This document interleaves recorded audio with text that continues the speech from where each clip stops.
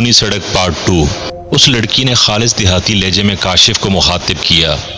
بابو کیا ہوا، گاڑی خراب ہو گئی ہے؟ نہیں، گاڑی تو ٹھیک ہے مگر افسوس پیٹرول ختم ہو گیا ہے، کاشف نے مایوسی سے سر ہلاتے ہوئے کہا۔ اوہ، لڑکی نے تعصب کا اظہار کیا۔ بس اب انتظار ہے کوئی مدد آ جائے، مگر تم اس ویرانے میں کیسے؟ کاشف نے حیرت سے کہا۔ بابو، یہاں تھوڑی دور ایک بستی ہے جہاں ہمارا گھر ہے، ہم بھولے بھٹکے راہ گیروں کی مدد کرتے ہیں، لڑکی مسکرا کر بولی۔ مگر میں نے تو سنا تھا یہاں کوئی آبادی نہیں ہے، اور یہاں پر آمد و رفت کی پابندی ہے، وہ بدستور حیرت بھرے لہجے میں بولا۔ لالٹین کی روشنی میں اس نے دیکھا کہ اس کی بات سن کر لڑکی کے چہرے پر ایک رنگ سا آ کر گزر گیا ہے، جیسے وہ یکدم گڑبڑا سی گئی ہو۔ دوسرے پل وہ مسکرا کر بولی، نہیں بابو، یہاں ایک ڈاکوؤں کا گروہ ہے جو عوام کو پریشان کرتا ہے۔ اچھا، جواب مختصر تھا۔ بابو، تم ہمارے گھر چلو، رات ہمارے گھر میں گزار لینا، صبح کوئی نہ کوئی گاڑی گزرے گی تو پھر پیٹرول کا بھی کچھ انتظام ہو جائے گا۔ لڑکی پھر مسکرائی تھی۔ کاشف نے دل میں سوچا کہ ساری رات یہاں گاڑی میں کالی کرنے سے بہتر ہے لڑکی کے ساتھ چلا جائے، صبح ہونے پر دیکھا جائے گا، کیونکہ ابھی دوسری کسی گاڑی کے گزرنے کے کوئی آثار نہیں ہیں۔ میٹنگ تو خراب ہو ہی گئی ہے۔ چنانچہ کاشف اس بات میں سر ہلاتے ہوئے اس کے ساتھ چل پڑا تھا۔ چلنے سے پہلے کار کے ڈیش بورڈ سے ٹارچ نکالنا نہیں بھولتا تھا۔ ڈیش بورڈ میں ہمیشہ ایک ٹارچ موجود رہتی تھی تاکہ اگر کار میں کوئی چھوٹی موٹی خرابی ہو جائے تو ٹارچ کی روشنی کی مدد سے دور کی جا سکے۔ لڑکی آگے آگے چلی جا رہی تھی اور وہ اس کے پیچھے تھا۔ ٹارچ کی روشنی میں کاشف نے لڑکی کے سراپے کو غور سے دیکھا۔ لڑکی بے حد حسین تھی اور اس کی چال بہت دلکش تھی۔ بابو، کیا نام ہے تمہارا؟ لڑکی نے چلتے چلتے پوچھا۔ کاشف خان۔ کیا کرتے ہو؟ کاروبار ہے میرا کپڑے کا۔ لڑکی نے کوئی جواب نہ دیا۔ دونوں چلتے ہی رہے۔ کاشف بس لڑکی کی دلکش چال کو دیکھتا چل رہا تھا۔ اسے اپنی کاروباری میٹنگ کے خراب ہونے کا بہت افسوس تھا، مگر کیا ہو سکتا تھا۔ تھوڑی دور چلنے کے بعد اس کو آبادی کے آثار نظر آئے۔ چاند کی روشنی میں مکانوں کے دھندے اور ہلکے سائے دیکھ کر اس کا حوصلہ بلند ہو گیا۔ آبادی دیکھ کر امید جا گئی کہ چلو رات کا کوئی انتظام ہو گیا، وگرنہ پہلے اس کے دل و دماغ میں یہی تھا کہ لڑکی جھوٹ بول رہی ہے۔ تھوڑی دور چلنے کے بعد مکانات صاف اور واضح نظر آنے لگے تھے، لیکن دور دور تک کوئی نظر نہیں آ رہا تھا۔ عجیب سا غیر فطری سا سناٹا طاری تھا، جیسا سناٹا قبرستانوں میں ہوتا ہے۔ وہ اس چیز کو محسوس کیے بغیر نہ رہ سکا تھا۔ اتنا سناٹا کیوں ہے، بالکل غیر فطری سا؟ کاشف نے حیرت سے پوچھا۔ اس کی بات سن کر لڑکی چونک گئی، اپنے آپ کو سنبھالتی ہوئی بولی، تم کو پریشان ہونے کی ضرورت نہیں بابو، سیدھے سادے دیہاتی ہیں، زیادہ دیر تک جاگنے کے عادی نہیں، جلد سو جاتے ہیں۔ اس نے کوئی جواب نہ دیا۔ نہ جانے کیوں ایسا لگا کہ یہ جھوٹ بول رہی ہے، مگر کیوں؟ اس کا جواب کاشف کے پاس نہیں تھا۔ اس نے سوچا جو ہوگا دیکھا جائے گا، ابھی فی الحال اس کے ساتھ چلا جائے۔ اس کے ذہن میں یہ خیال تھا کہ یہ لڑکی ضرور اس علاقے کے ڈاکوؤں کی ساتھی ہے، مگر اس نے خود کو حالات کے حوالے کر دینا بہتر سمجھا، کیونکہ وہ ساری رات گاڑی میں تو نہیں گزار سکتا تھا۔ چنانچہ کاشف چپ چاپ اس کے ساتھ چلتا رہا۔ کچھ ہی لمحات کے بعد اچانک وہ اس کی جانب دیکھ کر گویا ہوا۔ کیا نام ہے تمہارا؟ زاغونا۔ نام بڑا ہی عجیب سا تھا، ایسا نام تو اس نے زندگی میں پہلی بار ہی سنا تھا۔ لڑکی کاشف کو مسلمان معلوم نہیں ہوئی تھی، مگر اس نے اس کا دل رکھنے کے لیے اس کے نام کی تعریف کرتے ہوئے کہا، بہت خوبصورت نام ہے جو کہ تم پر بہت جچ رہا ہے۔ اپنی تعریف پر کاشف نے اس کے ہونٹوں پر مسکراہٹ دیکھی جس میں احساس تفاخر نمایاں تھا۔ اس کی مسکراہٹ کاشف کو سپاٹ اور کھوکھلی لگی، بالکل غیر فطری، زندگی کے ہر احساس سے آری۔ کاشف کوشش کے باوجود بھی اس میں زندگی تلاش نہ کر سکا۔ اچانک لڑکی نے مسکرا کر کاشف کو مخاطب کیا، تم مجھے توہم پرست انسان معلوم ہوتے ہو۔ اگر بستی میں سناٹا ہے، اس میں غیر فطری پن کہاں سے گھس آیا؟ شاید میں نے غلط کہا ہو، لیکن مجھے نہ جانے کیوں ایسا لگ رہا ہے میرے قدم کسی بستی کے بجائے قبرستان کی سمت اٹھ رہے ہوں۔ لڑکی نے کوئی جواب نہ دیا، بس عجیب انداز میں مسکرا کر رہ گئی۔ جس انداز میں مسکرائی، اس کو دیکھ کر اس کو پھر کسی گڑبڑ کا احساس ہونے لگا تھا۔ اس کو ایسا لگ رہا تھا کہ اس کے ارد گرد کوئی اندیکھا جال سا ہے جس میں وہ پھنس رہا ہے۔ کچھ دور چلنے کے بعد چاند کی روشنی میں کاشف کو پتھر کا ایک مجسمہ نصب نظر آیا۔ پتھر کے اس مجسمے کو دیکھ کر وہ حیران ہوئے بغیر نہ رہ سکا۔ یہ ایک عجیب سا مجسمہ تھا جس کو وہ کوئی نام نہ دے سکا۔ ٹارچ کی روشنی میں اس نے دیکھا کہ یہ مجسمہ کسی عورت کا تھا جس کے خد و خال نہایت خوبصورت تھے۔ عجیب بات یہ تھی کہ اس مجسمے کو دیکھ کر کاشف کے اندر ایک سرد لہر دوڑتی محسوس ہوئی تھی۔ اس مجسمے کو دیکھ کر کسی ریاست کے حکمران کا گمان ہوتا تھا۔ یہ کس کا مجسمہ ہے؟ کاشف نے زاغونا سے سوال کیا۔ یہ ہماری دیوی ہے رامونا، ہم اس کی پوجا کرتے ہیں، یہی ہے جو ہم کو موت کے بعد زندگی دے گی، زاغونا نے عقیدت مندانہ انداز میں جواب دیا۔ کاشف اس کے شرکیہ خیالات سن کر کام کر رہ گیا۔ زاغونا نے پتھر کے مجسمے سے اپنی تمام تر امیدیں وابستہ کر لی تھی، حالانکہ امیدوں کا محور صرف اور صرف ذات واحد ہی ہونی چاہیے۔ کچھ ہی دیر کے بعد وہ بستی کے اندر داخل ہو گئے۔ بستی کے اندر مزید حیرتوں کا سامنا کرنا پڑا۔ اس بستی کو دیکھ کر ایسا لگتا تھا وہ کسی دفن شدہ شہر میں آ گیا ہو۔ یوں لگتا تھا کہ یہ بستی آثار قدیمہ کی دریافت ہو۔ کوئی بھی مکان سالم حالت میں نہ تھا، سب ٹوٹ پھوٹ چکے تھے۔ اکثریت ایسے مکانوں کی تھی جو کھنڈر معلوم ہوتے تھے۔ وہ اگر مضبوط اعصاب کا مالک نہ ہوتا تو شاید بے ہوش ہو کر گر جاتا۔ رات کے اندھیرے میں لالٹین کی روشنی میں ایک پراسرار لڑکی کاشف کو ایسی بستی میں لے آئی تھی جو کہ زیادہ تر اجاڑ اور ویران معلوم ہوتی تھی۔ اب تو وہ ساری پراسرار کہانیاں یاد آنے لگی تھی جو اس سڑک سے منسوب تھی۔ ایک سرد سی لہر اس کو اپنے جسم میں دوڑتی محسوس ہوتی تھی۔ کاشف نے سوچا جو ہوگا دیکھا جائے گا۔ اس نے اپنے آپ کو حالات کا مقابلہ کرنے کے لیے تیار کر لیا تھا۔ وہ دونوں آگے پیچھے چلتے ہوئے ایک ایسے مکان میں داخل ہوئے جو کہ دوسرے مکانوں کی طرح اجاڑ ویران اور کھنڈر سا بنا ہوا تھا۔ لڑکی اس کو لے کر ایک ایسے کمرے میں پہنچی جہاں دیواروں پر انرجی سیور کی جگہ بڑی بڑی موم بتیاں روشن تھی جو کہ دیکھنے میں بڑی ہی پراسرار تاثر پیش کر رہی تھی۔ ان روشن موم بتیوں کو دیکھ کر کاشف نے اپنے جسم میں لرزش محسوس کی تھی۔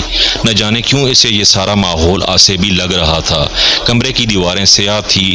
بائیں طرف والی دیوار کے ساتھ ایک چارپائی بچھی ہوئی تھی۔ چارپائی پر ایک پرانا سا گدا بچھا ہوا تھا۔ دیوار کی دوسری طرف ایک کائی زدہ مٹکا اور ایک گلاس موجود تھا، لیکن کمرے میں کسی طرح کے پنکھے کا کوئی بھی وجود نہ تھا۔ لیکن پنکھا نہ ہونے کے باوجود کاشف کو گرمی کا ذرا بھی احساس نہ تھا، بلکہ اس کو ہلکی سی سردی محسوس ہو رہی تھی جو کہ اس کے لیے نہایت ہی حیرت انگیز تھی۔ کیا اس گھر میں تمہارے علاوہ کوئی نہیں؟ کاشف نے حیرانی سے پوچھا۔ نہیں، میں یہاں اکیلی رہتی ہوں، لیکن تم پریشان مت ہو، صبح ہوتے ہی چلے جانا تم۔ زاغونا مسکرائی۔ شکریہ، مگر کیا بستی کے دوسرے لوگ تمہارے گھر کسی اجنبی مرد کی موجودگی پر اعتراض نہیں کریں گے؟ اوہ، تم اس کی فکر نہ کرو، میں تمہارے لیے کچھ کھانے کے لیے لاتی ہوں۔ اتنا کہہ کر وہ اس کا جواب سنے بغیر ہی باہر نکل گئی۔ کاشف چند لمحوں تک پتھر کے بت کی طرح کھڑا رہا اور پھر طویل سانس لے کر چارپائی پر بیٹھ گیا۔ اس کی سمجھ میں نہیں آ رہا تھا کہ وہ کیا کرے۔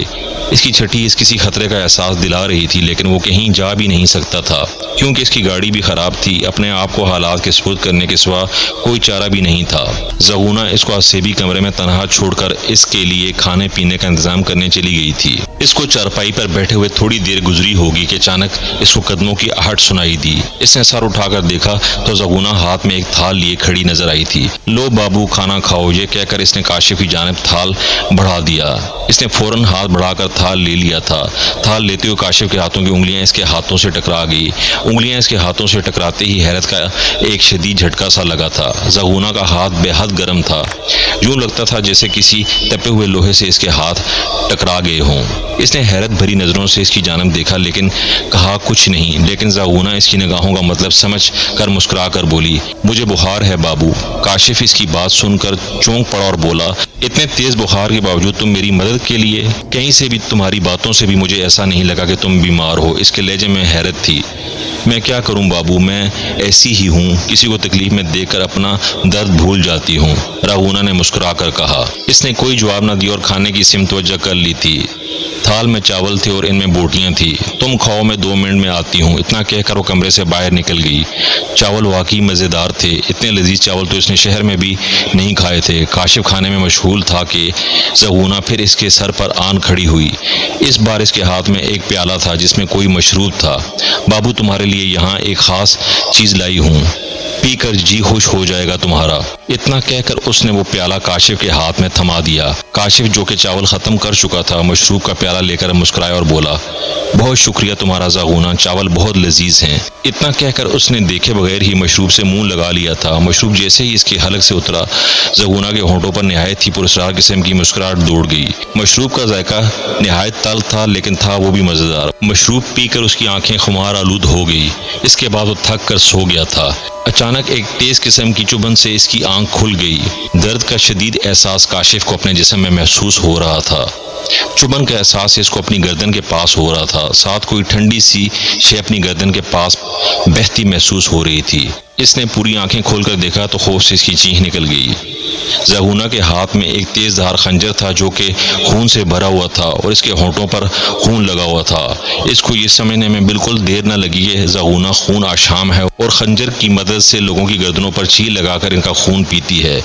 چبھن کا احساس اسی خنجر کا تھا۔ اس نے دونوں ہاتھوں کی مدد سے زغونہ کو دھکا دیا اور چارپائی سے اٹھ کر کھڑا ہوا۔ اس کی گردن سے خون نکل رہا تھا جس سے اس کی پوری بنیان بھیگ چکی تھی۔ دھکا لگتے ہی زغونہ دوسری طرف جا گری تھی۔ کاشف نے فوراً اپنی بنیان اتاری اور گردن کے گرد باندھ لی تاکہ خون کا اخراج رک سکے۔ زغونہ چلاتی ہوئی اٹھی لیکن وہ فوراً ہی کمرے سے باہر نکل بھاگا تھا۔ زغونہ بھی چلاتی ہوئی پیچھے بھاگی تھی۔ اس کی آواز خمار آلود تھی۔ بابو بابو میں بہت پیاسی ہوں، تیرا خون بہت لذیذ ہے، اب تو سڑک پر کوئی بھی نہیں آتا، تم آئے ہو تو ہماری پیاس بجھے گی۔ اس کا دل ایک عجیب انداز میں دھڑک رہا تھا۔ چڑیلوں کو کہانیوں میں پڑھا اور فلموں میں دیکھا تھا لیکن اس کا اتفاق آج پہلی بار ہی ہوا تھا۔ اس کو اب پتہ لگ گیا تھا کہ سڑک پر لوگوں کی لاشیں جو ملتی ہیں وہ ان بدروحوں کی مرہون منت ہیں۔ وہ جس کمرے میں گھسا تھا اس کمرے میں بھی ویسی ہی موم بتیاں روشن تھی جو کہ زغونہ والے کمرے میں روشن تھی، جس سے کمرے کا ماحول عصبی اور پر اسرار ہو رہا تھا۔ کاشف نے کمرے کا جائزہ لیا تو کمرے کے اندر کی چیزیں دیکھ کر وہ مزید دہشت زدہ ہو گیا تھا۔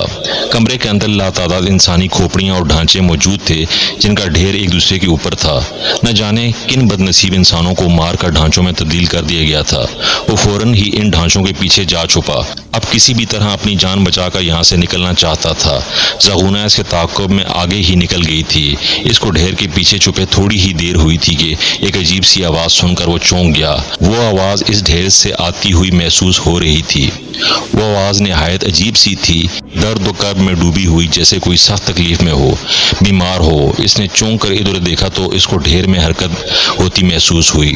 ڈھیر اپنی جگہ چھوڑتا جا رہا تھا۔ اچانک اس نے ڈھیر کے وسط سے ایک ہاتھ برآمد ہوتے دیکھا۔ برآمد ہوتے ہوئے ہاتھ کو دیکھ کر اس کی چیخ نکل گئی اور اس کو جھرجھری آنے لگی۔ وہ ایک انسانی وجود تھا جو کہ آہستہ آہستہ باہر آ رہا تھا۔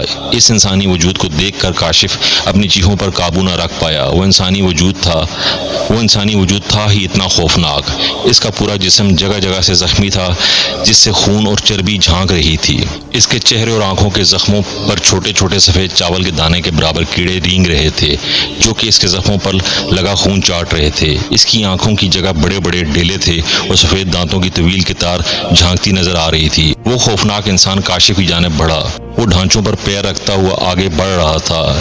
جس بھی ڈھانچے پر پیر رکھتا ایک چیخ کی آواز بلند ہوتی۔ چیخ ان ڈھانچوں سے بلند ہو رہی تھی۔ وہ آگے بڑھتا جاتا۔ اس نے سوچا کہ اگر میں جان بچا کر بھاگا نہیں تو وہ مجھے جان سے مار دے گا۔ وہ خوفناک انسان جیسے ہی اس کے قریب پہنچا اور اس نے کاشف کی گردن پر ہاتھ ڈال دیا، اسی پل اس کی حاضر دماغی کام آئی اور وہ جھکائی دے کر بچ گیا اور گھوم کر ایک بھرپور لات اس کی پیٹھ پر ماری اور بھاگ کھڑا ہوا۔ اس نے یہ دیکھنے کی بھی توفیق نہ کی کہ اس کی لات کا انجام کیا ہوا۔ جیسے ہی کاشف کمرے سے باہر نکلا سامنے زغونہ کھڑی نظر آئی۔ اسے دیکھ کر مکروہ انداز میں ہنسی اور چیختی ہوئی اس کی طرف بھاگی تو وہ بوکھلا کر پلٹا تو یہ دیکھ کر چونک گیا کہ اس کے پیچھے وہی خوفناک انسان کھڑا نظر آیا تھا۔ صورتحال اب یہ تھی کہ کاشف کے سامنے زغونہ اور پیچھے وہی خوفناک انسان کھڑا تھا۔ موت اس سے صرف چند قدموں کے فاصلے پر تھی۔ اگر وہ بھاگنا چاہتا تو بھاگ نہیں سکتا تھا۔ آگے کنواں تھا اور پیچھے کھائی۔ ظالموس دفع ہو جاؤ یہاں سے، یہ میرا شکار ہے، زغونہ اس خوفناک انسان کی جانب دیکھ کر بولی۔ اس کی آواز سے غصہ ظاہر ہو رہا تھا۔ جواباً اس خوفناک انسان کے لب ہلے۔ اس کا منہ کھلتے ہی کاشف نے دیکھا کہ بہت سے کیڑے اس کے منہ سے نکل کر فرش پر رینگنے لگے ہیں۔ یہ تیرا نہیں زغونہ، رامونا دیوی کا شکار ہے۔ تو ایک حقیر سی داسی جس کو کھرچن مل جائے غنیمت ہے، وہ پورا ہڑپنا چاہتی ہے۔ ظالموس کے حلق سے کھوکھلی اور چیختی ہوئی آواز نکلی۔ رامونا کا نام سن کر کاشف چونک پڑا کیونکہ یہ اسی پتھر کی مجسمے کا نام تھا۔ اس نے دیکھا کہ رامونا کے نام پر زغونہ کے چہرے پر مردنی دوڑ گئی تھی۔ چند لمحے تک وہ سوچتی رہی اور پھر بولی، کچھ بھی ہو اس کے خون سے صرف میری پیاس بجھے گی۔ زغونہ کا لہجہ حتمی تھا۔ لگتا ہے تم کو سبق سکھانا ہی ہوگا۔ اتنا کہہ کر ظالموس نے زغونہ کی جانب بھاگنا شروع کر دیا۔ اس کو بھاگتے دیکھ کر کاشف بالکل ہی ایک طرف ہو گیا۔ زاغونا نے زالموس کی طرف بھاگنا شروع کر دیا۔ دونوں ہی اچھل کر ایک دوسرے سے گتھم گتھا ہو گئے۔ کاشف موقع جان کر وہاں سے بھاگ نکلا۔ جیسے وہ اس کھنڈر نما مکان سے باہر نکلا، اس کے سامنے ایک دوسرا مکان تھا جو کہ بالکل اسی طرز کا تھا۔ ابھی کاشف کھڑا ہی تھا کہ ایک تیز چینخ سن کر وہ اچھل پڑا۔ درد و کرب میں ڈوبی ہوئی چینخ کسی عورت کی تھی۔ چینخ سن کر اس کو ایسا لگا کہ جیسے کہ چینخنے والی کو بڑی ہی بے دردی سے ذبح کیا جا رہا ہو۔ اس کا دل یک بارگی اچھل کر حلق میں آ گیا۔ وہ اپنی تکلیف بھول گیا کہ ابھی کچھ دیر پہلے وہ غیر انسانی مخلوق کے نرغے میں پھنس گیا تھا جو اس کے حصول کے لیے آپس میں لڑ پڑے تھے۔ نہ جانے ان کی لڑائی کا انجام کیا ہوا۔ کاشف ابھی سوچ ہی رہا تھا کہ وہ کیا کرے، چیخ پھر بلند ہوئی تھی۔ اس بار وہ چیخ پہلے سے زیادہ دردناک تھی۔ وہ یہ سوچے بغیر نہ رک سکا کہ یہاں کہیں پر کوئی مجبور عورت پر ظلم ڈھایا جا رہا ہے۔ اس کا دل اس مظلوم عورت کی مدد پر آمادہ ہونے لگا تھا۔ چنانچہ وہ اٹھ کھڑا ہوا تاکہ وہ اس مظلوم کی مدد کر سکے جو شاید اس کی طرح ورغلا کر لائی گئی تھی۔ وہ اذیت ناک چینخ پھر سنائی دی، جس کو سن کر اس کے جسم میں خوف کی ایک تیز لہر دوڑ گئی۔ خوف زدہ دل و دماغ میں انسانی ہمدردی غالب آ گئی۔ اس کے خیال کے مطابق وہ چینخ اسی کھنڈر نما مکان سے بلند ہوئی تھی۔ کاشف فوراً ہی اس مکان میں داخل ہو گئے، سوچے بغیر کہ وہ تو خود مصیبت زدہ ہے، پھر اس کی مدد کیسے کرے گا۔ بہرحال یہ اس کے لیے مشکل تھا۔ اندر داخل ہوتے ہی وہ چونک گیا۔ پورا مکان خالی تھا، جیسے اس میں کوئی رہتا نہ ہو۔ کیا اس مکان کے مکین کانوں میں تیل ڈال کر سو رہے تھے یا بہت زیادہ خود غرض تھے کہ کسی مظلوم کی چیخیں بھی ان کو متاثر نہیں کر رہی تھی۔ اچانک اس کے کانوں نے پھر وہی چینخ سنی، جس کو سن کر کاشف چونک گیا۔ اس کو ایسا لگا کہ چینخ کی آواز زمین کے اندر سے آ رہی ہو۔ وہ جس جگہ کھڑا تھا چینخ بالکل ٹھیک اسی کے نیچے سے سنائی دے رہی تھی۔ اچانک گڑگڑاہٹ کی آواز سن کر وہ چونک گیا، کیونکہ فرش نیچے کی طرف دب رہا تھا، جیسے اس میں راستہ بن رہا ہو۔ کاشف کے لیے یہ نئی پریشانی تھی۔ کچھ ہی لمحوں کے بعد سارا فرش اندر دب گیا۔ وہ ایک زینہ سا تھا جو کہ نیچے کی طرف اتر رہا تھا، جو کہ ایک تہہ خانے کا راستہ تھا۔ کاشف شش و پنج میں پڑ گیا، نیچے اترے یا نہیں۔ بہت سوچنے سمجھنے کے بعد اس نے اللہ کا نام لیا اور زینے پر قدم رکھ دیا۔ جیسے ہی نیچے پہنچا، اسی لمحے اس کے قدم تہہ خانے کے فرش سے چپک کر رہ گئے ہوں۔ سامنے والا منظر ہی اتنا لرزاں خیز تھا کہ خوف سے آنکھیں ابل پڑی تھی۔ جو منظر کاشف کی آنکھوں نے دیکھا تھا وہ انتہائی لرزاں خیز اور روح فرسا تھا۔ تہہ خانے کی دیوار کے ساتھ پتھر کا رمونہ بت کھڑا تھا جو کہ اس نے بستی میں داخل ہوتے وقت دیکھا تھا۔ اس کے بالکل سامنے چوبی شکنجے سے ایک نیم برہنہ نوجوان عورت جکڑی ہوئی تھی۔ اس عورت کے چہرے سے درد و کرب کا زبردست اظہار ہو رہا تھا۔ آنکھوں میں اذیت و خوف کے ملے جلے سائے لہرا رہے تھے۔ وہ اس عورت کو دیکھ کر چونک گیا۔ کاشف نے اس کو پہچاننے میں ذرا بھی دیر نہ لگائی، کیونکہ ہزاروں بار اس کی تصویر نیوز چینل اور اخباروں میں دیکھ چکا تھا۔ یہ وہی لڑکی تھی جو کچھ عرصہ قبل اپنی شادی چھوڑ کر ایک لڑکے کے ساتھ فرار ہو گئی تھی۔ بعد میں اس لڑکے کی لاش ملی تھی اور لڑکی لاپتہ ہو گئی تھی۔ یہ صدف تھی۔ تو دوستو، کیسا لگا آپ کو سٹوری کا پارٹ 2؟ باقی سٹوری پارٹ 3 میں سنائی جائے گی۔